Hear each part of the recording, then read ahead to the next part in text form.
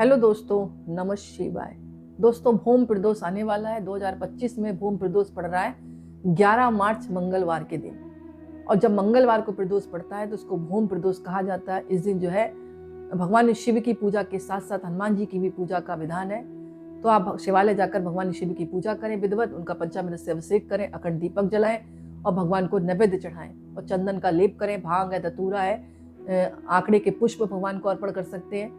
इसके अलावा आप जो है ऋतु फल भगवान को अर्पण कर सकते हैं। इसी प्रकार हनुमान जी की पूजा का विधान है। हो सके तो इस दिन लाल रंग के वस्त्र धारण करें, क्योंकि मंगलवार के दिन ही भूम पड़ता है। तो अगर लाल रंग के वस्त्र पहनते हैं और माथे पर लाल रंग का तिलक लगाते हैं तो हनुमान जी की कृपा भी आपके ऊपर बनी रहती है। तो हनुमान चालीसा का पाठ करें, आप हनुमान जी के मंदिर जाएं और हनुमान जी की भी पूजा करें। इसके अलावा कहा जाता है कि इस दिन जो है मतलब कथा जरूर सुननी चाहिए।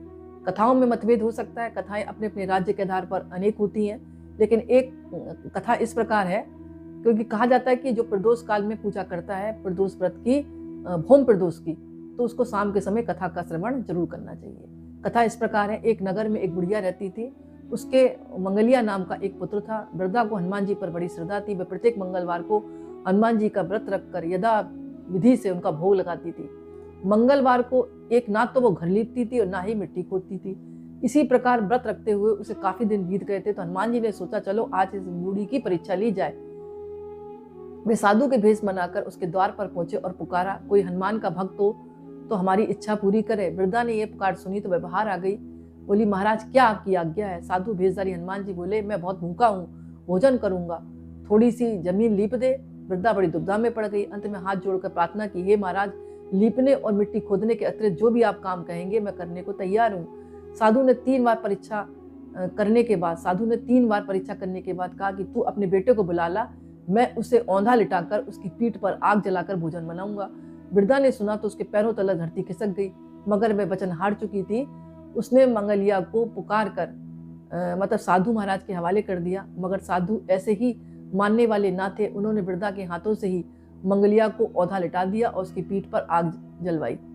आग जलाकर दुखी मन से वृद्धा अपने घर के अंदर जा घुसी। साधु जब भोजन को बुलाकर साधु ने जब भोजन बना लिया तो बुलाकर कहा कि वह मंगलिया को पुकारे ताकि वह भी आकर भोजन का भोग लगा ले। वृद्धा की आंखों में आंसू आने लगे। अब उसका नाम लेकर मेरे हृदय को और ना दुखा, वो बोली। लेकिन साधु महाराज ना माने। वृद्धा को भोजन के लिए मंगलिया को पुकारना पड़ा। पुकारने की देर थी कि मंगलिया बाहर से हंसता हुआ घर पर दौड़ा। मंगलिया को जीता जागता देखकर वृद्धा को सुखद आश्चर्य हुआ। वह साधु महाराज के चरणों में गिर गई। बोली, महाराज आप असली रूप में आए, आखिर आप है कौन जो मेरे से इतनी परीक्षा ली। पहले तो आपने मुझसे बोला कि जमीन को लीपो और खोदो, मैं ये काम मंगलवार को नहीं करती हूँ। फिर आपने कुछ मांगा और मेरी परीक्षा ली, और परीक्षा में जब मैं हार गई तो आपने मुझसे वचन भी लिया कि ऐसा काम करना पड़ेगा कि तुम वचन में हार गई।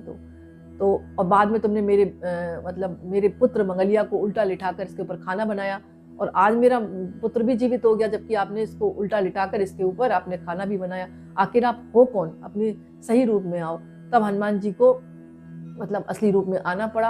और वृद्धा ने जब हनुमान जी को देखा तो उनके चरणों में गिर गई और बोली, महाराज मुझसे गलती हो गई कि मैं आपको पहचान नहीं पाई। हालांकि आपका व्रत मैं बहुत दिनों से रख रही हूँ, लेकिन फिर भी मेरे से गलती तो हुई है, मैं आपको पहचान नहीं पाई। तब से कहा जाता है कि जो भी व्यक्ति प्रदोष काल में भूम प्रदोष के दिन इस कथा को सुनता है या सुनाता है, यानी सुनाने वाले के जीवन में भी अनंत गुना उसके अनंत गुना फल की प्राप्ति होती है, और जो सुनता है उसके जीवन के भी कष्ट मिटते हैं। तो हो सके आप कथा का श्रवण जरूर करें। अगर आपके पास फिर भी टाइम नहीं है तो शिव चालीसा का पाठ और हनुमान चालीसा का पाठ जरूर करें। शिव मंत्रों का जाप करें, हनुमान जी के मंत्रों का जाप करें, और पशु पक्षियों को बिल्कुल इस दिन ना सताएं।